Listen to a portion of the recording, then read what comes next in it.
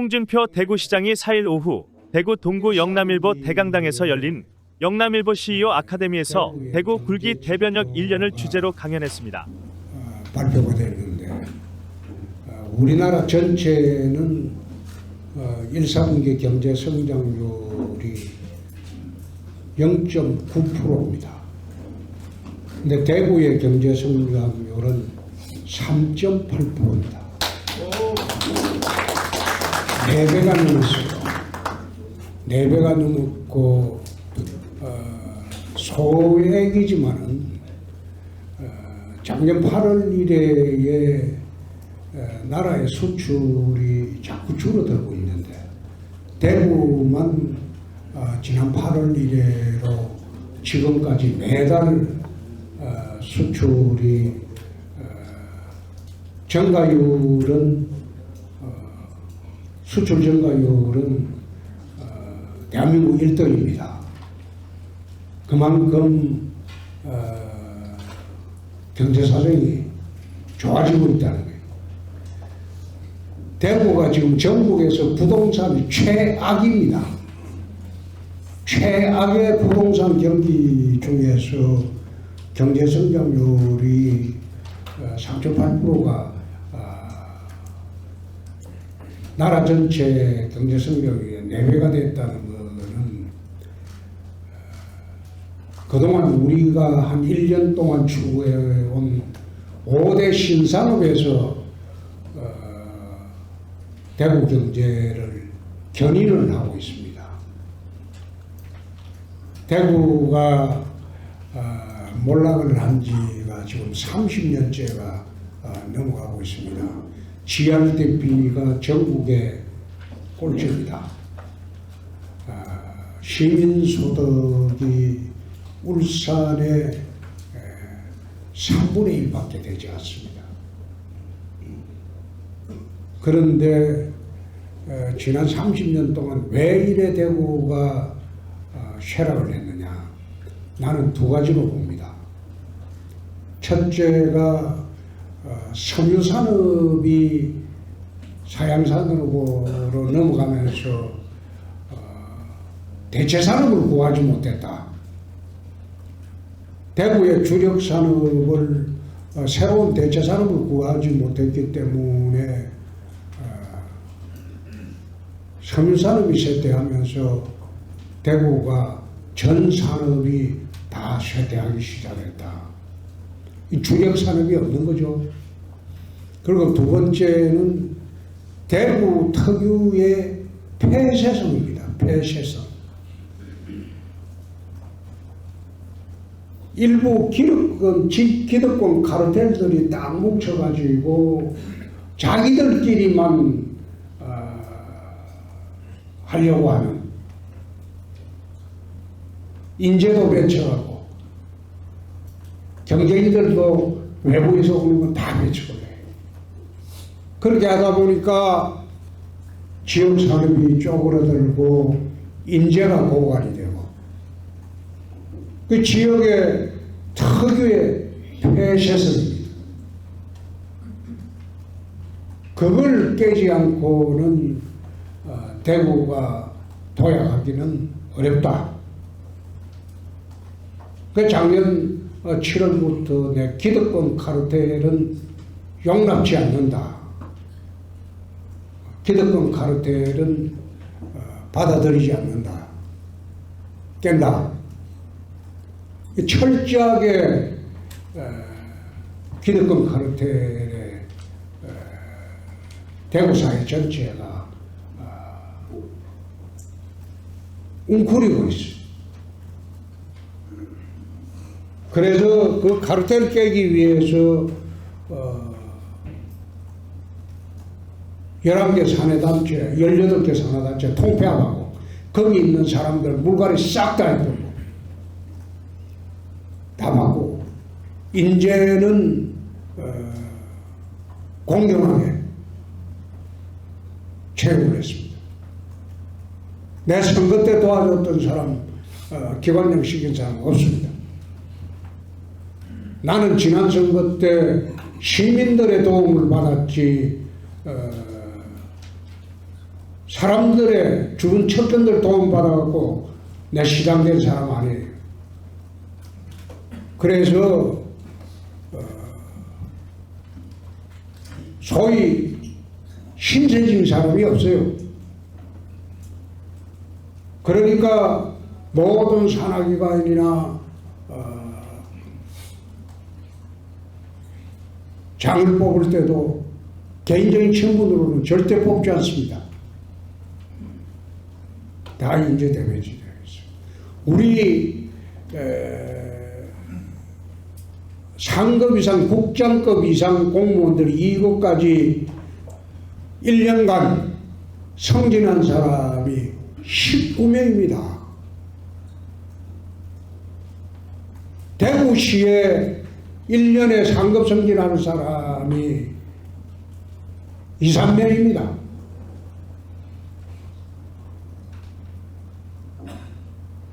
일부 기자들은 그 내용도 모르고 왜 인사가 잦냐고 시비 거는 사람들. 19명을 전부 승진시키고 그 승진시킨 게 1년간 승진한 게 19명입니다. 국장급이 19명을 다 교체하고 내보내고 그리고 발탁을 했어요. 아마 지난 1년 동안 지금 승진한 사무관 이상 승진한 것은 지난 한 5년 이상 승진한 사람보다 더 많이 승진시켰어요. 그 승진시킬 때는 연공서열로 하지 않습니다.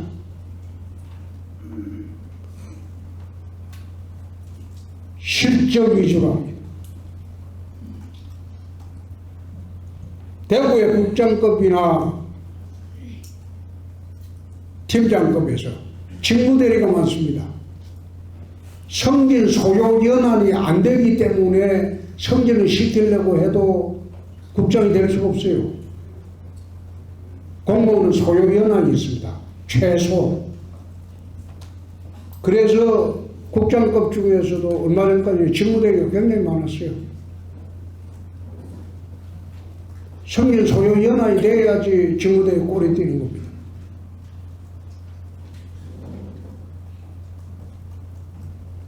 인재도 외부에서 많이 데리고 왔어요. 능력 있는 사람들. 그래서 기득권 카르텔을 철저히 깨보자는 겁니다.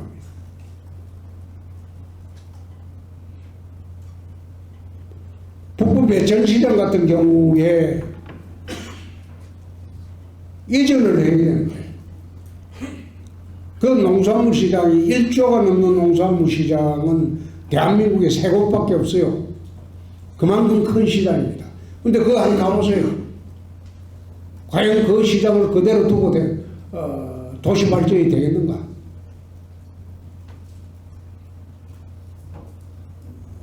한때는 외곽이었지만 지금 도심이 되어버렸어. 그럼 그 외곽 이전을 해야 돼요. 외곽 이전을 하려고 몇 번 시도했는데 안 되는 게 그 안에 있던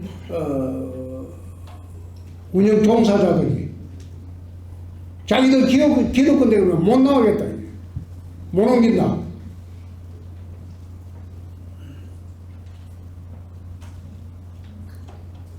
그래서 내가 기득권을 인정하지 않는다. 안 따라와도 좋다.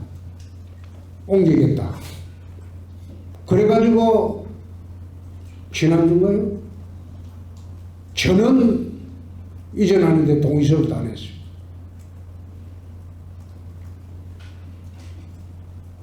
얼마 전에 도축장도 그래요. 대구에서 전국 17개 광역단체 중에서 도축장을 운영하는 것은 유일하게 대구시밖에 없습니다. 근데 그 도축장이 어느 특정 기업에 53년간 특혜를 누렸어요.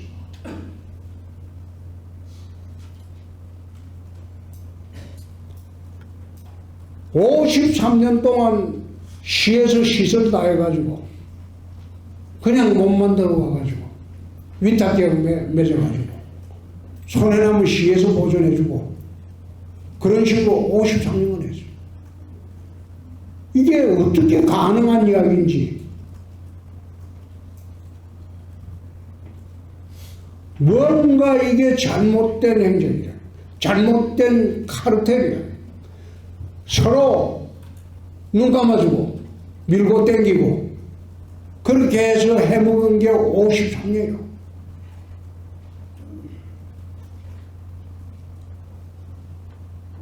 거기에 대구가 위탁자한테 받는 게 수수료 1%라는데 광주, 인천은 5%입니다. 그런데 그걸 1%가 이게 말이 되냐? 광주, 인천 수준으로 올려라. 그래 하니까 시의회에서 꼭 지고 안 올려줘요. 그러니까 대구가 올라가는 겁니다. 외부의 사람들 들어오는 걸 차단하고 못 들어오게 하고 자기들끼리 쑥덕거리 가면서 밀고 땡겨주고 뒷거래하고 그런 식으로 30년 이상을 오니까 대구가 힘들어지고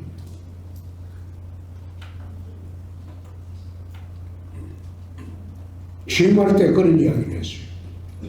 대구는 조선시대 이래로 일제강점기까지 한반도의 3대 도시였다. 서울, 평양, 그 다음 대구였습니다. 그게 600년 이상 그렇게 해왔어요. 그런 대구가 지금 부산에 밀린 지는 오래고 인천에도 밀리고 있어요. 인천 인구가 지금 320만입니다.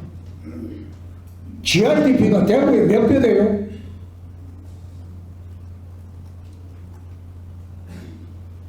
남북한을 통틀어서 한반도의 3대 도시였던 대구가 지금 남한을 기준으로 해도 4번째 도시 되고 곧 대전의 느낌입니다. 왜 이래 올라가는 거예요? 자손들이 떠나가고 있어요.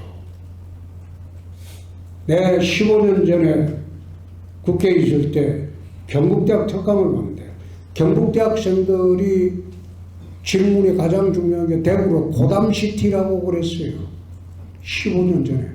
고담시티가 뭔고 하면 배트맨에 나오는 무질서하고 더럽고 추접고 사람이 떠나가는 도시. 배트맨 영화에 나오는 고담시티가 그걸 경북대학생들이 대구를 고담시티라고 하더라고요. 살기가 싫다는 거예요.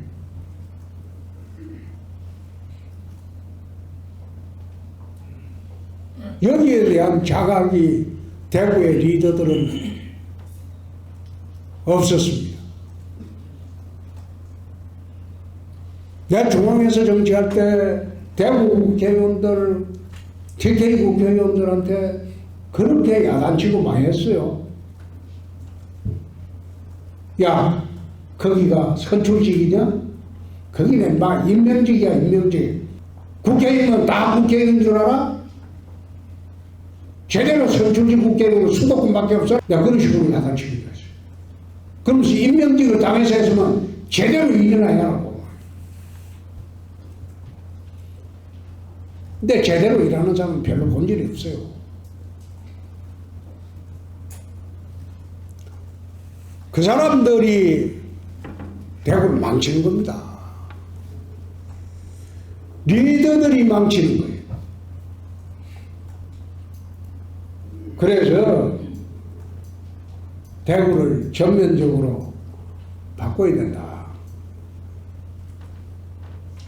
최근에 윤석열 대통령께서 기득권 카르텔을 뭐 이권 카르텔이라는 말을 주로 많이 사용하는데 우리는 작년 7월부터 기득권 카르텔을 깨지 않으면 대구가 살기가 어렵다. 못 산다. 앞으로도. 그 기득권 카르텔이라는 말을 우리 작년부터 해왔고 또 금년에 지금 대통령께서 계속 예산 다이어트 말하죠. 재정 건전화. 우리는 작년 7월 1일부터 이미 금년도 예산을 편성할 때 작년 연말에 지방채를 단 1원도 발행하지 않는 예산을 편성했어요. 원래 예산 편성할 때 지방채를 3천억, 4천억 발행해서 그걸 부족한 예산에 편성합니다. 그런데 민선 들어오고 처음으로 30년 만에 처음으로 지방채 발행을 전혀 안 했어요. 지방채 발행 안 하고 예산을 편성했어요. 다이어트 예산을 편성했어요. 우리는 이미 작년 연말에 다 했어요. 그런데 대구 언론에서는 그게 무슨 말인가 잘 모르더라고. 지방채 발행 안 하고 예산 편성하는 거는 대구밖에 없습니다. 정부에서는 예산 편성할 때 국채를 발행합니다. 매년 국채 발행해서 외상으로 예산 충당을 해요. 매년 그래요. 지방정부는 지방채 발행해서 예산 충당해요. 근데 대구가 유일하게 작년에 예산 편성할 때 지방채를 단 한 푼도 발행을 안 했어요. 매년 수천억씩 비틀깁니다. 예산을 한 푼도 비치지 않고 예산 편성을 했고 또 작년에 7월에 들어왔고 11월에 2천억 빚을 갚았어요. 10몇 년 만에 처음으로 빚 갚게 하자. 이 전부 우리 자식들이 갚아야 할 돈인데 대구가 그 사이에 예산 대비 채무 비율이 전국에서 2등이 2등을 높아요.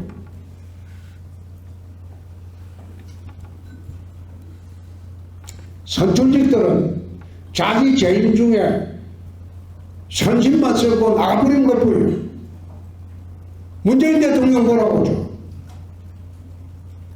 400조 이상을 갖다가 끌어다가고 국채 발행하고 이래가지고 기분 내키는 대로 돈 다 뿌리고 나가버렸죠. 그럼 멍드는 사람은 누구예요? 다음 정권을 받는 사람이 먹이더라고요.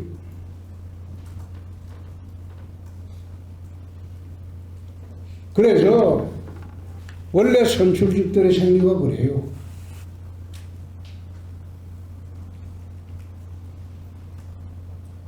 그게 자기 돈이면 그래 못 부립니다. 시민 세금이니까 이거 시민들은 모르죠. 지난번에 대구시에서 시민들한테 10만 원씩 줬죠. 코로나 다 받았잖아요. 그게 2,400억입니다.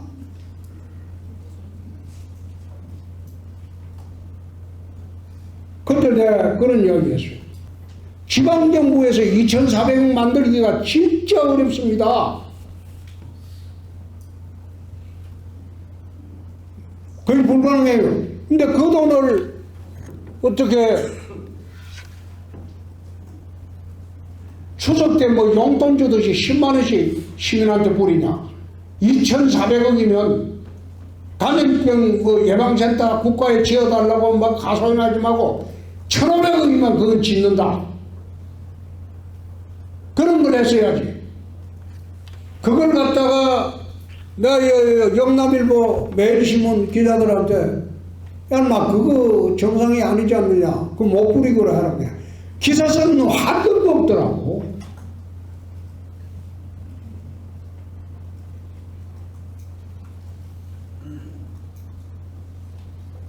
그만큼 이게 뭔가 여론 주도층이 제대로 형성이 안 되어 있는 거예요.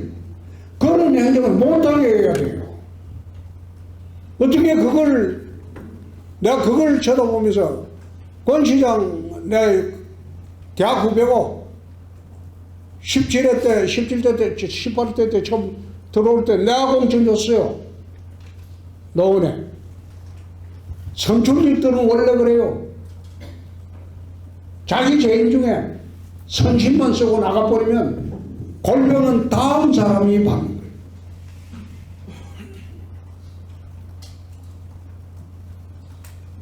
작년 7월에 들어와서 예산 다이어트 한다. 절대 허투루 쓰는 예산 없다. 내가 우리 직원들한테 야 임마 그게 네 돈이라면 그걸 쓰겠냐? 시민 세금을 내 돈이라고 생각하고 집행해봐라. 그래 못 쓴다.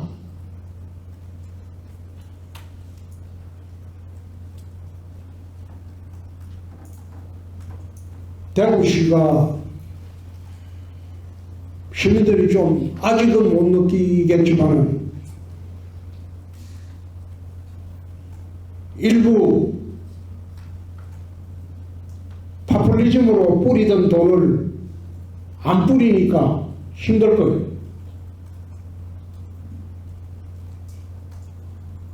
지금 대통령께서 시민단체 뭐 보조금 주고 하는 거 있죠?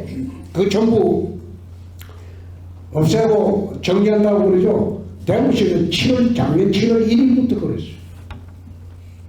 전부 전수조사해라. 시민세금이다. 그래갖고 작년부터 우리는 보조금 다 끊어버렸어요. 그런 보조금은 안 주는 게 많다. 그 정부가 지금 뒤늦게 하고 있는 거예요. 대구시 하는 거 보니까. 자기 돈이라고 생각하면 공직자들이나 그 사람들이 그래 돈 못 씁니다. 자기 돈이라고 생각하고 예산 집행을 한다면 그런 짓을 못한다는 거예요. 혁신이라는 게 그렇습니다. 우리가 시정혁신을 하자고 할 때 시민세금을 허투루게 쓰지 마자. 그게 혁신의 혁신입니다. 산하기관장 연봉 1억 2천으로 제한한다. 더 이상 안 준다. 단지 예외가 있다. 대구 어려운 의사들은 제한이 없다. 다른 병원 의사, 경북대학 의사하고 똑같이 지원해라. 그러나 다른 사람들은 모든 산하기관장은 시장 연봉을 넘어서서는 안 된다. 그리고 산하기관장들은 퇴직금 없다. 퇴직금 안 준다. 그래도 산하기관장 하려면 응시해라.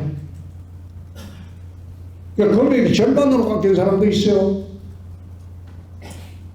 그래도 응시하더라고.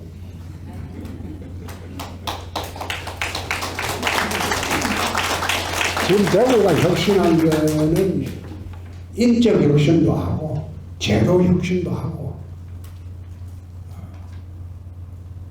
공무원 혁신도 합니다. 그래 전방위적으로 합니다. 근데 그게 모델이 돼서 중앙정부로 올라가고 중앙정부에서 대구의 혁신 모델을 가지고 시행을 하고 현재는 지금 그렇게 되어 있어요.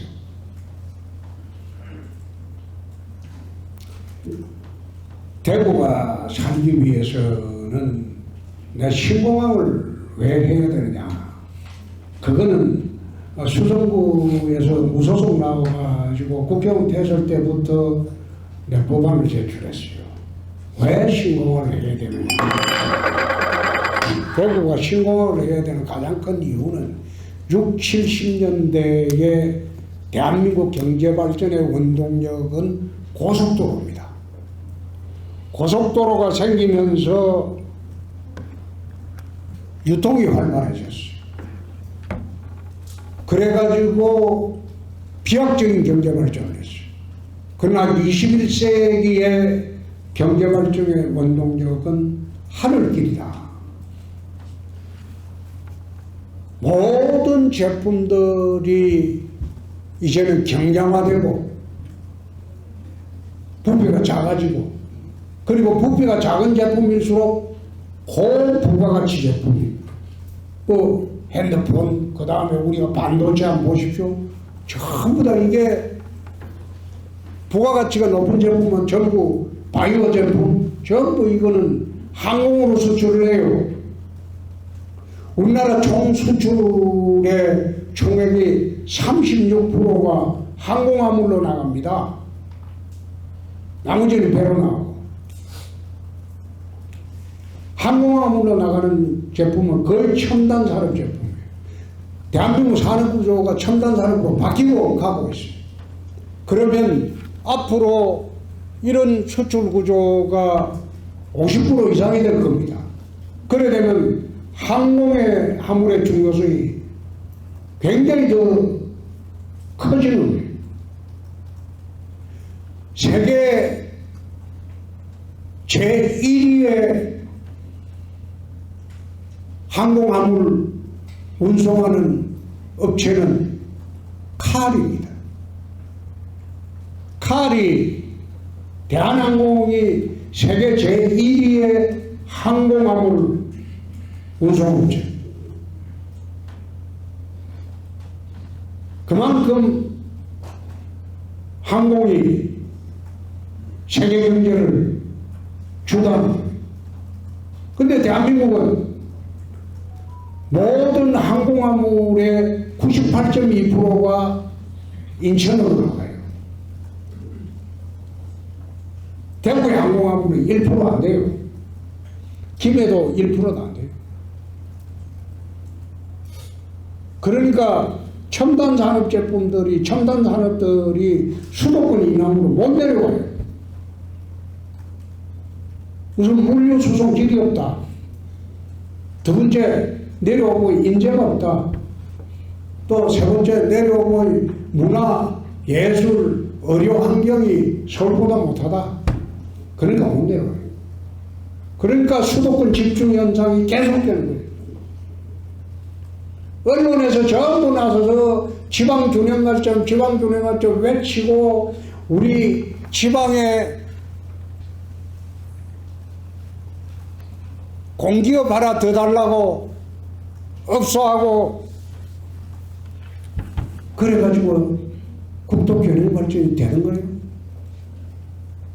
30년 동안 외주도 안 돼요. 지금 혁신도시라고 대구도 해놨잖아요. 대구 혁신도시 해가지고 지방균형 발전이 됐습니까? 금요일날 밤에 안 가봐요. 깜깜해요. 대한민국 혁신도시 지방에 어디 가더라도 월화수목금 반짝하고, 밤 되면 거기 사람도 별로 없어요.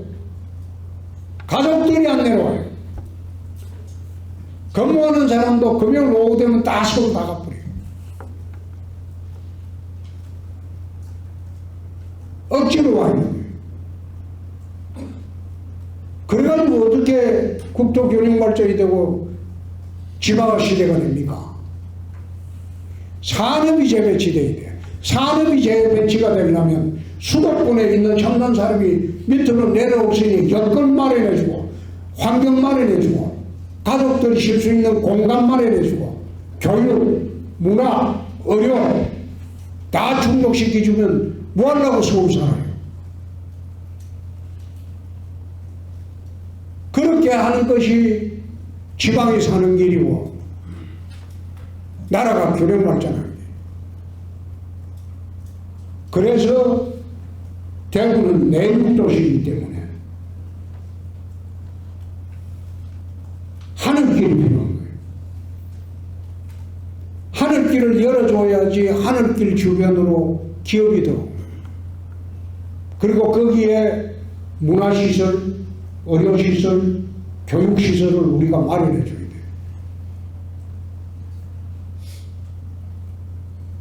공항을 중심으로.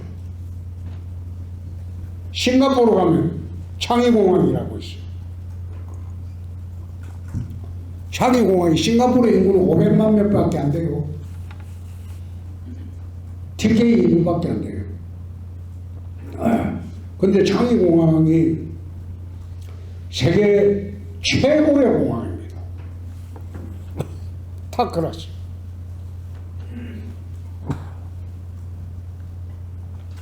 싱가포르 창의공항 만들 때 500만 그 인구 보고 만들겠어요? 그렇지 않아요. 창의공항이 아시아 물류 그 다음에 여객의 중심도시예요. 싱가포르. 두바이 한번 가보세요. 두바이가 지금은 350만 도시가 돼가지고 저게 세계에서 가장 살기 좋은 도시가 두바이입니다. 1위가. 근데 그 두바이가 20년 전에는 3만 5천 명의 어촌이었어요. 그냥 지중해 홍해에 고기 잡아먹던 사람들이에요. 인도양가 쪽에. 근데 지금 100배가 커졌어요. 이 두바이가 어떻게 커졌을까요? 거기 석유가 많이 나니까 석유 돈으로 도시를 키웠다. 1,000만 원. 아랍에미레이트 석유의 98%는 아부다비에 있습니다. 두바이는 아랍에미레이트에 나오는 석유의 2%밖에 없어요. 돈 없어요. 그런데 어떻게 두바이가 저렇게 세계 최고의 도시가 됐을까?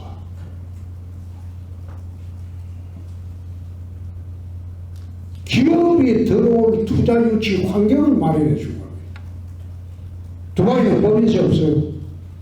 소득세도 없어요. 마음대로 돈 벌어도 세금 안 내요. 투자 유치의 조건을 다 만들어준 거예요. 그러니까 세계의 자본들이 두바이로 봅니다. 그 사람들은 제도를 바꿔가지고 세계 최고의 도시가 돼요.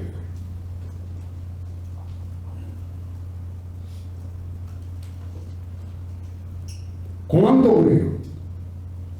우리가 공항을 만들 때 꼭 요즘 경제신문이나 보면 양양공항, 그 다음에 무안공항 예를 들어가지고 대구공항 만든다고 비틀고 이렇게 지난번에 윤희숙 의원인가 뭐 전의원인가 지난번에 땅 투기하다가 사퇴하고 나간 그 사람이 대구공항을 비판을 했기에 어떻게 그 머리로 국회의원 했냐. 야단을 쳤지.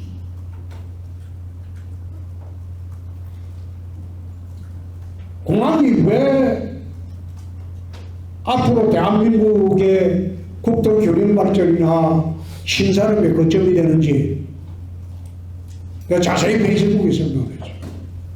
그 지금까지 반박 안 해. 공항을 만들어야지. 그 공항 주변에 첨단 산업 단지가 들어옵니다. 공항 도시를 만들어야 돼.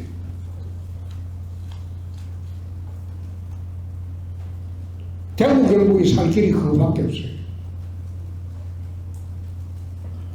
점점 첨단 시대가 되어야 하는데 그 시대에는 그럼 하늘길을 열어주면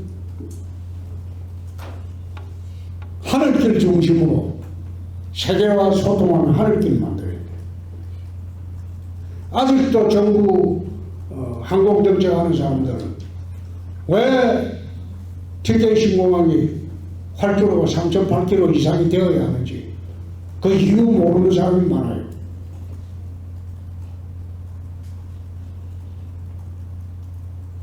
인천공항의 활주로가 3.8km가 2개고 4km가 2개입니다. 중수송기, 중화물기, 에어버스, 장거리 노선 가는 대형 항공기를 떠려면 활주로가 3.5km 이상이 돼야 돼. 안전하게 하려면 3.8km 이상이 돼야 돼. 그 앞에 활주로는 지금 동천공항의 활주로 가지고는 동남아밖에 못 갑니다. 여기서 LA 못 가요. 그 비기에 뜰 수 없어요. 유일하게 중수송기나 대형 병역이 뜰 수 있는 공항은 대한민국의 인천밖에 없습니다.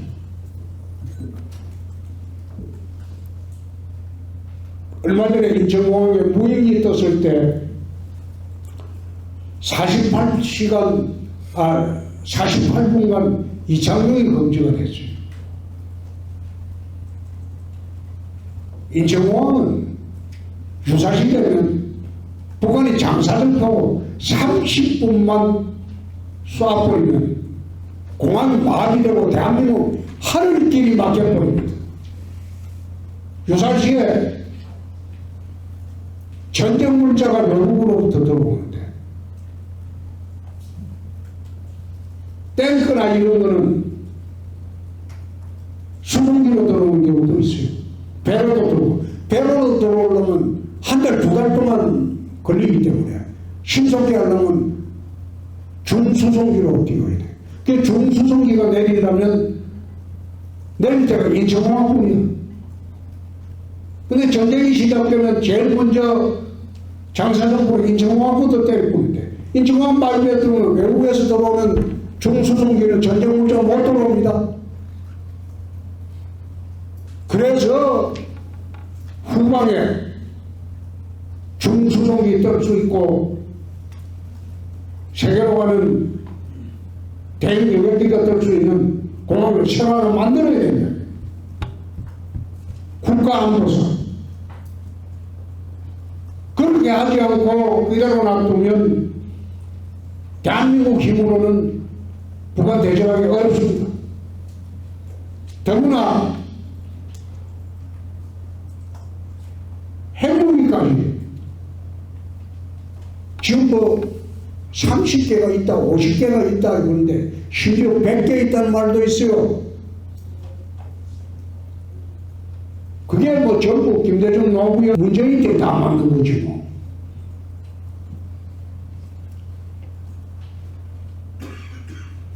그래서 대대의 신중함이 필요하다는 거예요. 안보상 이유도 필요하고 경제상 이유도 필요하고 국가 교련 발전상도 필요하고 대부분 살 길이 그거밖에 없어요. 우리 자손들이 살아갈 길은 그거밖에 없어요. 무슨 대구에 메리트가 있다고 기업이 오겠습니까? 대기업 안 내려와요. 참 답답한 사람들은 왜 대기업 유치 못하냐 할 때 대기업 장사꾼입니다. 자기들이 이득이 안 남고 장사가 안 되는데 여기 왜 와요? 오려면 장사가 되게 이득이 나게 환경을 작게 만들어주고 산업 기반을 만들어줘야 돼. 산업 기반도 안 만들어주고 대기업 유치해라? 올 이유가 없죠.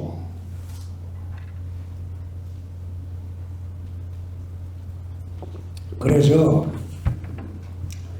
이제 공항의 특별법이 처음 시작할 때는 처음에 특별법 내가 발의할 때 대구 경북의 국회의원 중에 사인한 놈이 딱 3명이 있어요. 10명을 채워야 발의를 하는데 할 수 없이 7사람은 다른 지역 국회의원을 설득해서 사인 받았어요. 그걸 2년 반 전에 내가 9월에 대구 언론도 다 데려다 놓고 특별법 발의한다고 설명했을 때 내가 한 줄 아는 언론 못 봤어요.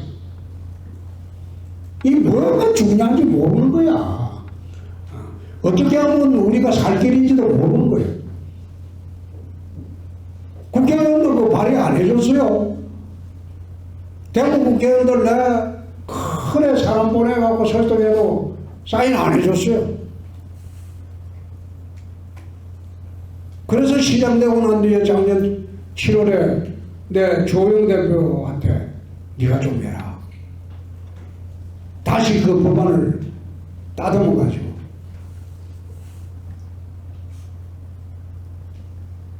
그래서 조영 대표가 원내대표를 했는데 또 한 번 해야 할 때 광특별로 발의할 때 네가 원내대표를 해야지 따라오지 이것들이 안 따라온다. 그래서 조영 대표를 원내대표 다시 하라고 해갖고 다시 해가지고 특별법 발의하게 하고 그리고 원내대표니까 막 의원들한테 윽박질러가지고 83명을 사인을 받았잖아요. 그래가지고 그래도 안 돼가지고 광주의 강기정 시장이 자기들도 광주공항 이전한다는 게 좋다. 너도 도와줄게. 같이 하자. 광주 끌어들이고 민주당의 이재명 대표한테 네가 약속했으니까 해달라. 대통령도 약속했으니까 해야 되지 않느냐. 우여곡절 그때 된 거예요. 그게 금년 4월에 될 때도 피눈물 나게 된 거예요. 왜그 정책적으로 내야 되느냐. 응? 기부대 양대 방식으로 하려고 하면 대구시가 군공항 이전하는 비용을 11조 5천억을 마련해야 됩니다. 그런데 11조 5천억을 뭐로 마련하느냐. 먼저 마련해서 지어주고 동천공항을 210만 평을 돌려받는 겁니다. 대구시로. 거기서 동천공항을 또 개발해서 11조 5천억 이상을 만들어내야 돼요. 대구시 예산이 15조 남짓인데 11조 5천억 그거 대구시가 주관해서 한다 그러면 그 투자할 사람이 있겠어요? 대구시를 믿고 투자합니까? 누가 투자를 해요? 아무도 안 나서지. 기부대 양대 방식이 그런 방식이야. 먼저 군사공항을 지어주고 11조 5천을 들여갖고 거기서 땅을 돌려받아가지고 거기서 또 개발해서 돈을 만들어내야 돼. 그 사이에 금융비용하고 한번 생각해 보세요. 그 대구시로서는 사업을 할 수가 없어요. 믿고 오는 사람도 없고. 그러니까 특별법에 11조 5천억을 대구시가 못 만들어내면 부족분은 국가에서 지원한다. 국가 보증 사업으로 만든 거예요. 국가가 보증하는 사업이니까 손해볼 염려가 없다고 해서 투자자들이 몰려드는 거예요. 대구시 사업에서 대구시가 주관하기는 하지만 국가 보증 사업으로 만들었다고. 그렇게 함으로써 또 우리는 동천 후적지구 개발하는데 안 그러면 거기에 아파트만 지어갖고 팔아야 돼요. 그래갖고 대구시 발전합니까? 발전도 나죠? 요즘 같아서는 아파트 팔리지도 않아요. 그래서 부족분을 국가가 보증해서 지원한다는 조항이 있기 때문에 동천 후적지는 우리 마음대로 개발하는 거예요. 대구시 미래 50년을 보고 얼마 전에 내가 우리 직원들 전부 두바이하고 싱가포르 데리고 가서 내가 보여줬어. 개발을 이래 하는 것이다. 그래서 이번에 최근에 100층짜리 빌딩 그림이 나오고 동쪽 강물을 한 바퀴 돌려가지고 호수를 만들고 시내 한 바퀴를 강물을 돌리고 수변도시로 그 그림이 나온 거예요. 그렇게 해서 돈을 11조 5천원 못 만들어도 대구 미래 50년을 위해서는 거기에 6개 지구를 만드는 거예요.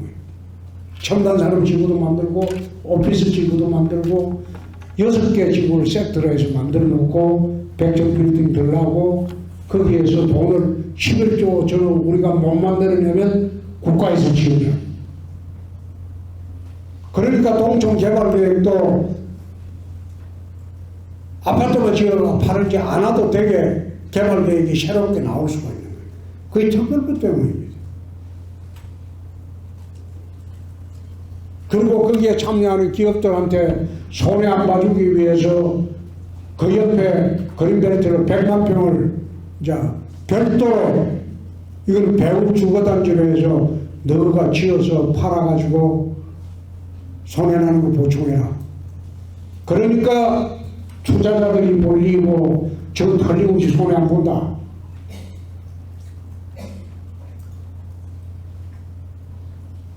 SBC 구성은 그렇게 해서 현재는 가능하게 된 거예요. 그렇지 않고 그대로 놔뒀으면 SBC 그 특수목적물에 들어올 사람 아무도 없어요.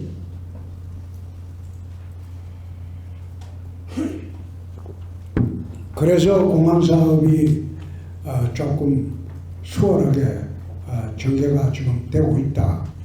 그 후적지 개발사업도 거기서 우리가 11조 5천원을 만들어낼 그런 경제적 부담을 덜었다. 그래서 지금 하고 있는 겁니다. 지금 뭐 시간이 오래됐기 때문에 난 배도 고프고.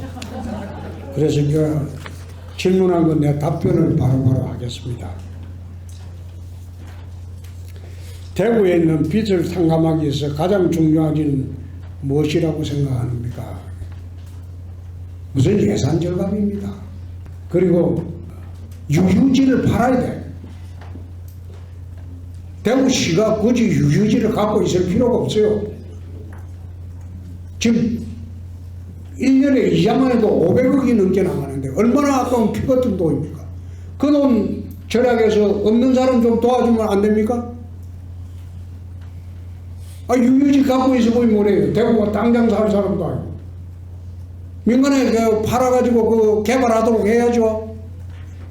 근데 그걸 또 집당도 하면서 못 팔게 방해하고 땡깡 부리고 시청에서 대부하고 하는 사람들 쳐다보면서 저것들은 뭐 먹고 사는지 모르겠다. 집당도 아닌데. 팔아서 냈다가 묵겠다는 것도 아니고 빚 갚자는 건데. 빚은 그러면 앉아서 빚을 져본 사람이 그게 빚이 무서운 줄 알아요. 저건 비가 오나 눈이 오나 이자는 매일 부르나요? 휴일도 이자가 부르나요?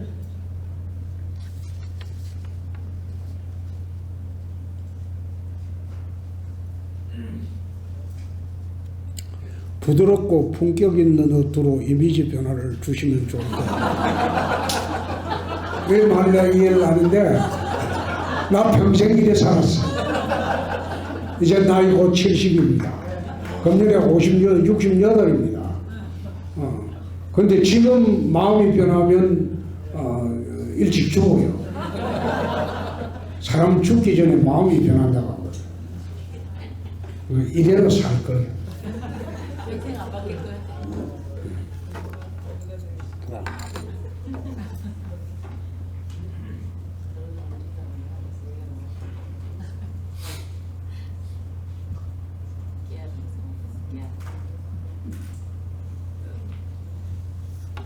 매천시장에 묻는데 매천시장은 이전은 안 할 수가 없습니다. 거기 한번 가보시면 알겠지만은 이미 그쪽은 도심이 되어 버려가지고 거기에 시장을 놔둘 수가 없어요. 더 이상 뭐 이전하고 개축하고 할 수도 없어요. 그래서 이전하기로 여기는 확정이 됐습니다. 확정이 됐고 이전 가는 부지는 그 어디야 달성군 뭐 합인면 합인 쪽으로 거기에 북구 어딘가 뭐 거기하고 두 번째 경쟁이 붙었는데 합인 쪽에서 우리 시에 제시하는 거는 달성군의 땅을 한 2천억을 내놓겠다고 해서 얼사좋다 끄고 걸어갔어요. 네.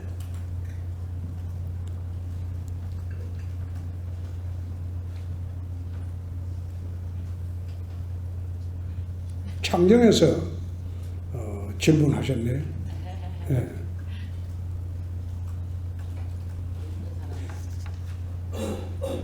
창녕을 살릴 수 있는 방법이 어떻게 하느냐? 군인처럼 대구로 붙으면 되지. 거기는 현북이라서 그 대구 거야. 거기는 대구 거야. 그래서 대구시 창녕군으로 이래 붙으면 도시철도도 그걸로 들어갈 거고 시장님, 훨씬 창녕을 중심으로 해서 제가 질문을 했습니다. 그 북부는 대구로 붙고 남부 쪽은 마산 창원으로 붙고 다 붙을 수는 없지 않습니까, 대구로? 그런데 네. 그래 쪼개가 붙으려고 하면 창녕 사람들이 하려고 할까요? 시장님의 도움이 좀 같이 움직여야지.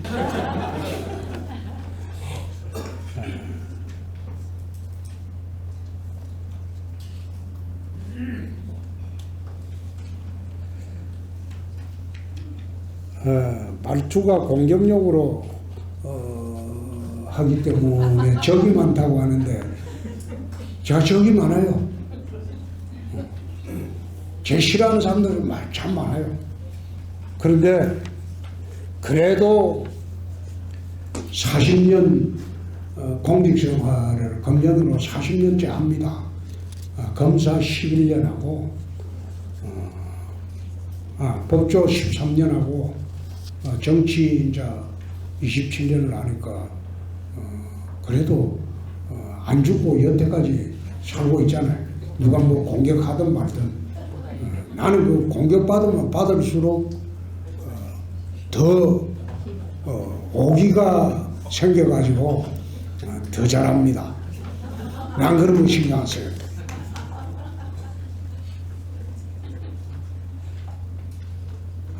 남부선 지상철 이거는 우선 지상철 4호선부터 하고 남부선을 하려고 하는데 이번에 가창면이 들어오면 가창면까지 해서 수성 남부선을 하려고 했는데 좀 유감스럽게 됐네요.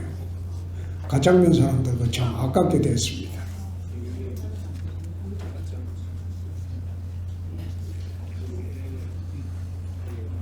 임기 동안 대구 경제 활성화를 위해 어떤 노력을 추진 중인지 지금 하고 있는 게 전부 경제 활성화입니다. 그 효과가 지금 나타나고 있고요.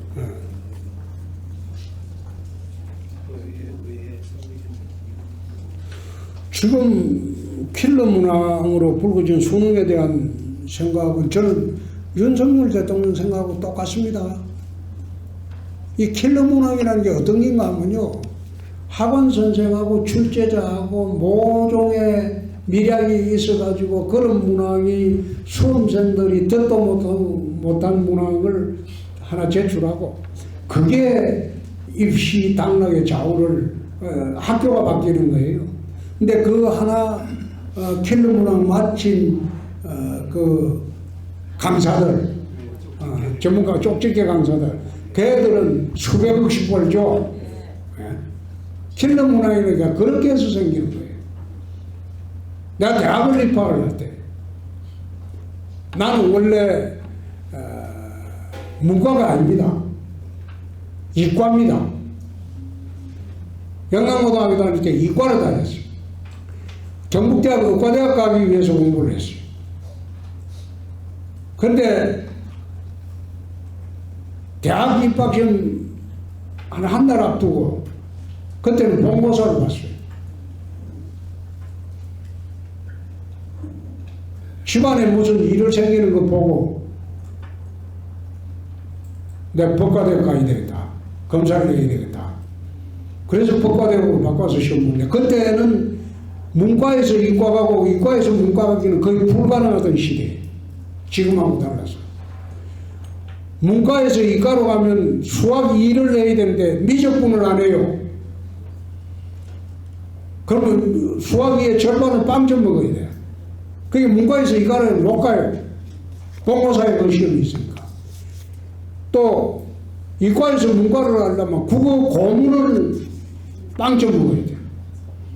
안 가르쳐줘요. 그래서 대학 입시 한 달 앞두고 이과에서 문과로 바꿨는데 수학은 자신 있었죠. 수학 2를 공부를 했으니까 문과보다 더 많이 했으니까. 근데 수학시험장에 큰 문제 문항에 배점이 40점, 40점, 20점, 20점 이래 나왔는데 그 120점 만점이었는데 고대 그 법대 시험 볼 때 40점짜리 문항에 게임 이론이라는 게 나왔어. 나는 듣도 보도 못하는 문제. 근데 게임 이론이 어디에서 나오노? 막 경제학에 나와요. 대학 1학년 들어갈 때 대학 1학년 고대 교양 수학책에 게임 이론이 나와요. 대학 1학년 교양 수학책에. 근데 우리는 도대체 이런 걸 본 일이 없으니까 그냥 그 부분을 백진했죠. 그런데 그 부분이 어디서 그 당시에 학원에서 다뤘냐면 서울의 인류 재수학원에서 게임 이론을 가르쳤어요. 근데 그 문제가 입학시험에 나왔어요. 근데 그 재수학원 출신 애가 우리 과수석을 했어요. 입학할 때 그러더라고. 야, 그거 우리는 학원에서 다 달았다. 그런 게 킬러 문항이에요. 그런 문항이 나오면 안 되죠.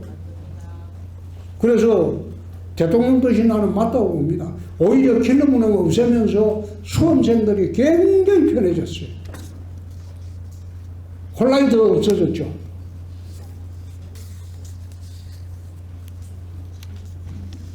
차기 대통령 후보 이거는 4년 뒤에 이야기할게요.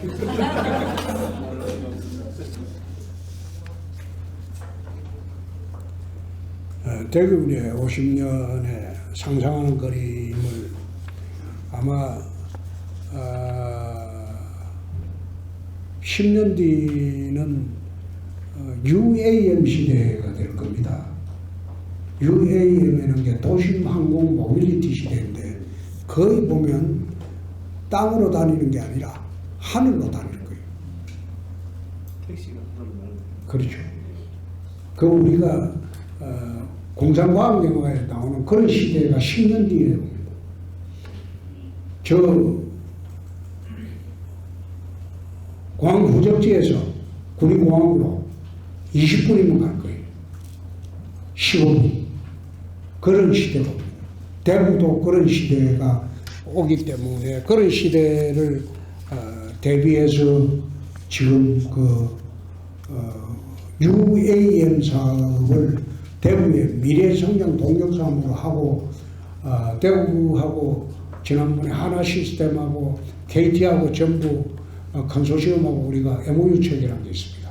내년부터 본격적으로 UAM 공장을 대구에 들어설 겁니다.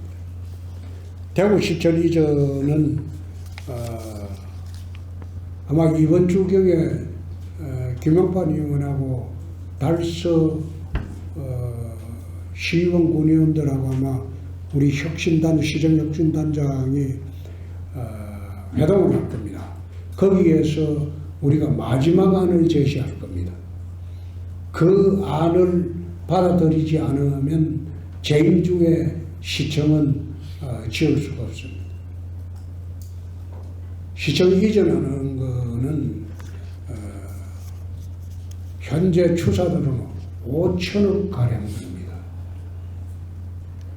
여러분 빚내서 시청 지어볼까요?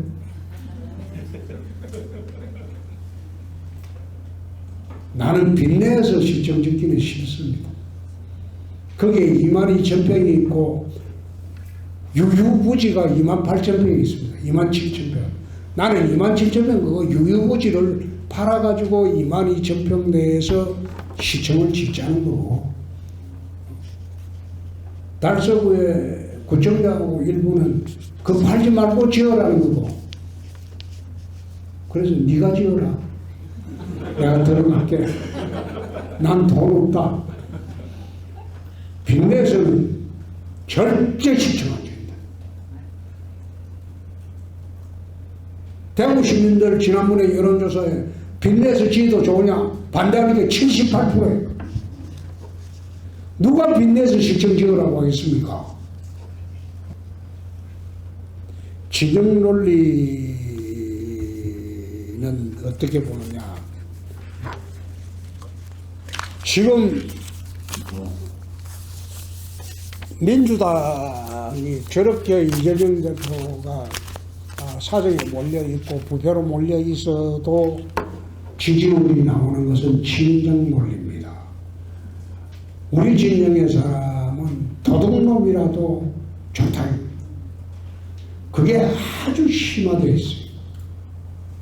원래 진영 논리가 시작이 된 출발이 노무현 시대입니다. 노무현 대통령부터 좌파 우파가 쫙 갈라지면서 보수 진보라고 말 안 하고 좌파 우파라고 서로 말하기 껄끄러우니까 보수 진보로 말하면서 쫙 갈라져 가지고 서로 자기 길을 가는 거예요. 그 진영 논리가 내년 총선도 안 깨질 겁니다.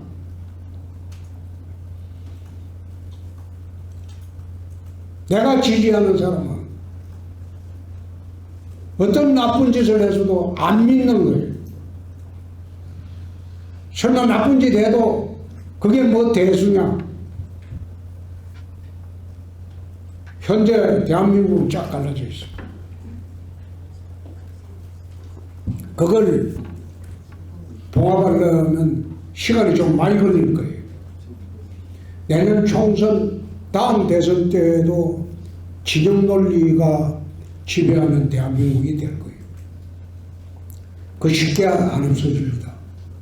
영원함이 갈라지듯이, 영원함이 갈라져 있듯이 진영 논리부터 한번 갈라지면 그게 봉합이 되기가 그리 어렵습니다.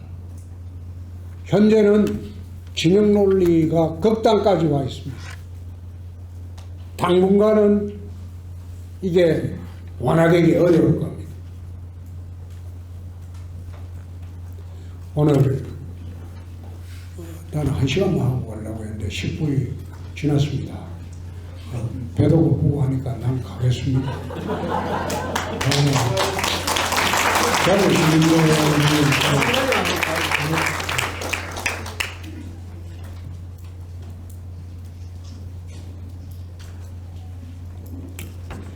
일본 한강과 낙동강 물길을 연결하자. 이거는 충청북도의 김영환 지사가 저한테 제안한 겁니다. 남한강에 수량이 풍부하니까 남한강 물을 영주댐으로 보내고 영주댐에서 안동댐으로 보내고 낙동강 그렇게 하는 게 어떠냐. 참 김영환 지사 고마운 제안을 했어요. 그러니까 그거는 우리가 검토를 하고 있습니다. 운하는 이거는 대한민국은 운하를 할 만큼 수량도 풍부하지 못하고 또 운하를 할 만큼 물동량이 그리 많지 않습니다. 관광사 할 건데. 네. 관광할 때도 있었어요. 나 운하 싫어요. 의지가 약해지고 신념이 흔들릴 때 스트레스 푸는 방법. 이것보다 더 나빠질 수 있겠나. 나는 항상 그렇게 생각합니다. 힘들 때는. 그리고 성경이 아니고 그 솔로몬 잠언에 보면 이 또한 지나가리로다라는 말이 있어요. 이 또한 지나가리로다. 언제나 그 두 가지 생각을 합니다. 아무리 힘든 순간도 이것도 곧 지나간다. 그 다음 더 나빠질 수 있겠나.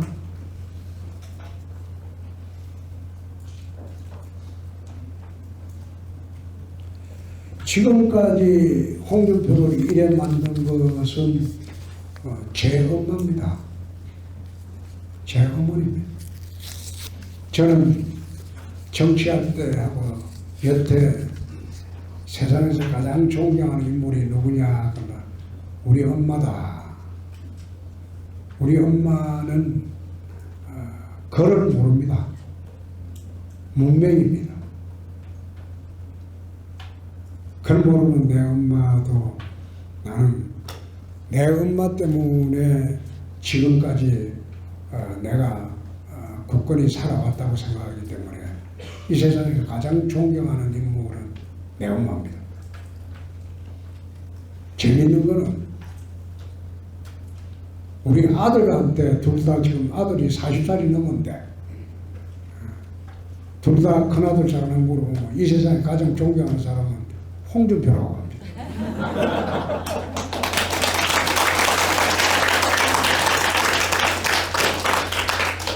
어느 방송에 나가서 가장 존경하는 사람 누구냐 아마 이순신 세종대왕 앞에 사람이 다 이야기하고 난 뒤에 내 차례가 됐을 때 내 엄마가 그랬어요. 나는 그분들도 훌륭한 사람이지만